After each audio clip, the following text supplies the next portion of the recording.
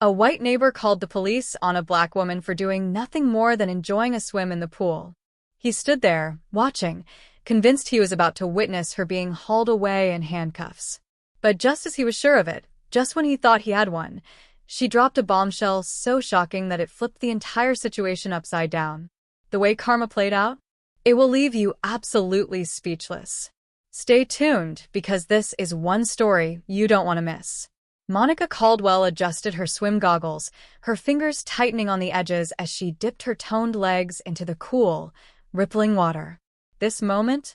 She had earned it. Sleepless nights, back-to-back meetings, and sharp business decisions had built her real estate empire, one that most people could only dream of. And today? Today was supposed to be about relaxation, about soaking in the success she had worked so hard for. But peace? That was never a guarantee for people like her. From the corner of her eye, Monica sensed movement. Up on the second-floor balcony of a nearby condo, a stiff, motionless figure stood watching. An older white man, arms crossed tight, his scowl digging deep creases into his already wrinkled face. Lips pursed, expression soured. It was as if he had just bitten into something unbearably bitter. And Monica? She knew his type. Oh, she had seen men like him her entire life. Wait a second, where are you watching from? Drop your location in the comments below. And hey, don't forget to hit that subscribe button for more powerful stories just like this one. Monica knew exactly what was coming. People like him? They always saw her skin before they saw her worth. She barely whispered the words under her breath, but they carried the weight of exhaustion. Here we go. The man disappeared inside his condo, and just seconds later, bam! A door slammed. Heavy footsteps followed, each one pounding against the pavement with force. Hey! Hey!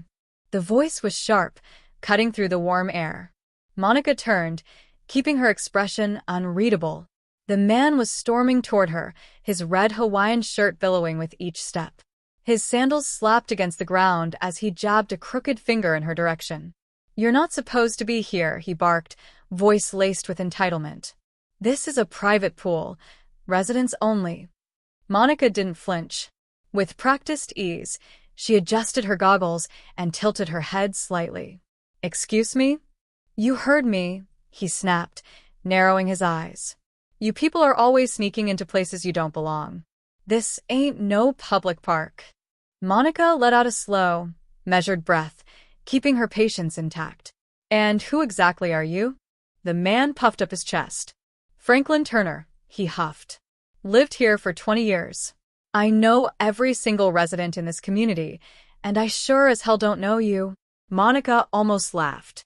The audacity? Unbelievable. She leaned casually against the pool's edge, the sun highlighting the deep brown of her skin as she smirked. "Franklin, is it?" she said smoothly. "Let me ask you something. What makes you so sure I don't belong here?" Franklin scoffed, twisting his lips. "Oh, come on. Ain't it obvious? You're swimming in our pool, and I know for a fact you don't live here." Monica's smirk widened. "And what exactly makes you think that?" Franklin shook his head, muttering under his breath before saying it outright. "You people?" Monica's expression hardened. "You people?" His face flushed, but he didn't back down. "Yeah. You people are always causing trouble, sneaking into places where you got no business being. Bet you climb the fence." Monica chuckled, but there was no humor in it. The audacity was almost laughable. She reached for her phone, ready to handle the situation, but before she could even unlock it, Franklin had his own phone out first. "That's it. I'm calling the cops," he snapped. Monica raised an eyebrow. "Calling the cops for what?" "For trespassing," he spat. "You don't belong here, lady. And I'm sick of people like you thinking you can do whatever you want. Not on my watch." Monica sighed, her patience hanging by a thread. "Franklin, don't." Too late.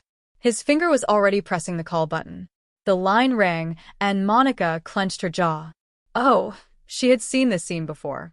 The fragile ego. The baseless accusation. The quick dial to law enforcement. She knew how quickly this could escalate. Would they believe her? Or would they side with the old white man in the Hawaiian shirt? Tension thickened in the air. Franklin straightened up as the call connected. His voice was loud, certain, full of conviction. "Yes, I'm at Oak Estates," he said. "There's a woman, yes, a black woman, trespassing in our pool. She refuses to leave." Monica's fists clenched beneath the water. It wasn't just the call itself that stung. It was how he said black as if the word alone proved guilt. Minutes later, the wail of screeching tires sliced through the air. A black and white police SUV sped into the parking lot. Two officers stepped out, one stocky and bald, the other tall and lean. Both were white. Franklin puffed up his chest, practically glowing with self-importance. "Right here, officers." "She's the one." Monica stayed calm as they approached. The bald officer spoke first. "Ma'am, we received a report of unauthorized access to this pool. Can we see some ID?" Monica took a slow breath. "No, you may not." Franklin nearly choked. "What do you mean no?" "She's trespassing." Monica turned to the officers. "Are you detaining me?" The two cops exchanged a glance. The tall one hesitated. Well, "Because if you're not detaining me," Monica interrupted, "I don't have to show you anything." Franklin's mouth gaped. "She's refusing. You see that? Arrest her." The bald cop sighed. "Ma'am, if you don't live here, you need to leave." Monica scrolled through her phone, then held up the screen for them to see. On display? An official Oak Estates ownership document. She cleared her throat. "I don't live here, officer." Franklin's face drained of color. "I own here." Franklin's jaw practically hit the floor. "What?" Monica tapped the screen. "This entire community? I bought it last year. Every unit. Every road. Every pool. I am the owner of Oak Estates." She turned toward him, eyes sharp. "So, if anyone's trespassing here, Franklin." She gestured toward him. "It's you." His lips flapped, but no sound came out. The cops suddenly looked very uncomfortable. The bald officer cleared his throat. Well, I guess there's no issue here." Monica folded her arms. "Oh, there's definitely an issue. This man racially profiled me, falsely accused me of trespassing, and wasted police resources. I will be filing a complaint." Franklin stammered. "Now wait just a—" "No, you wait," Monica cut in, her voice like ice. "I'm done being harassed on my property. And you know what?" She lifted her phone again. "Consider this your official eviction notice." Franklin went pale. no. You can't do that." Monica smirked.